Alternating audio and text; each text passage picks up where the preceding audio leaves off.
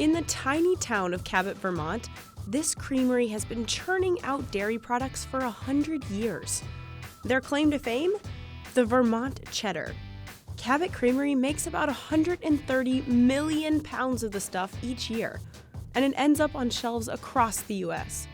Their extra sharp cheddar nabbed first place in the 2019 U.S. Championship Cheese Contest, while their mild and medium cheddars got first in the 2018 World Championship for cheese. Yep, such a competition exists, and I want to be a judge. So how does Cabot Creamery make the world's tastiest cheddar cheese? Well, it all started here in Vermont, on a family farm. In 1919, 94 farmers in Cabot, hoping to better market their dairy products, formed a cooperative. This co-op meant the farmers not only owned the Cabot brand, but saw 100% of the profits. Fast forward a century, and the creamery still runs on this model. But today, more than 800 family farms across New England own Cabot.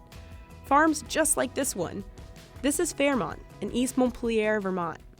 My name's Clara, and I'm a third-generation dairy farmer here at Fairmont. My husband tells me that he's eaten more cheese since he's met me than he ever did in his life before.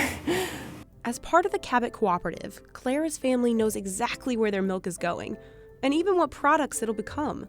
Our milk mostly becomes hard cheeses and butter. Cabot deals with making, marketing, and selling the cheese, so the farmers can focus on what they do best: milking cows.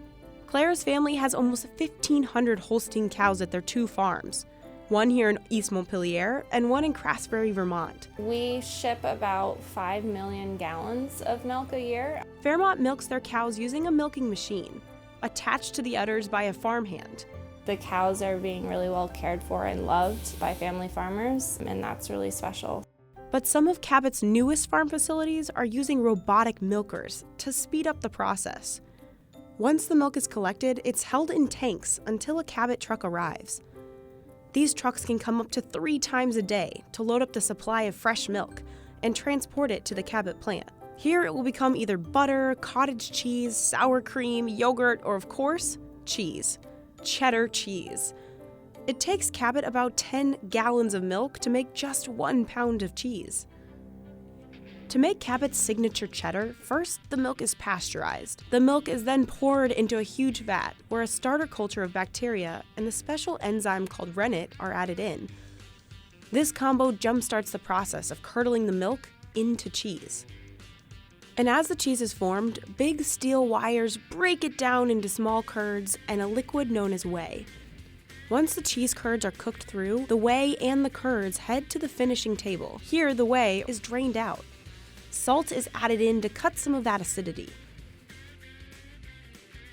This is also the point where Cabot can add in herbs and other ingredients to make their specialty flavors, like super spicy habanero and the cheese for us weaker heat seekers, the pepper jack. After that, everything's mixed together. Next, the cheese curds are squeezed together to form massive 40 or 60 pound blocks. Those blocks are then sent to the aging room, where they're left in a temperature-controlled space to mature. These folks are the cheese graters, the people responsible for making sure Cabot's cheese is aging up to their world's best standard. On average in our inventory, we have close to 70 million pounds of cheese that we repeatedly will sample on an everyday basis. Some days we're evaluating up to 150 samples or vats a day. When the cheese finally makes it to the aging room, the cheese graters take a plug or a sample out of each block.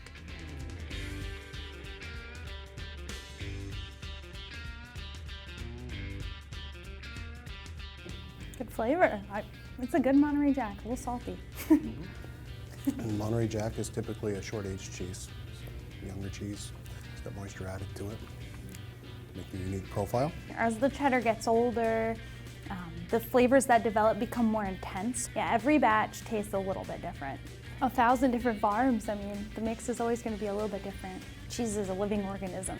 Graders like Gina and Ted determine when a cheese block is ready to be cut. The blocks head back to the factory for the finishing touches.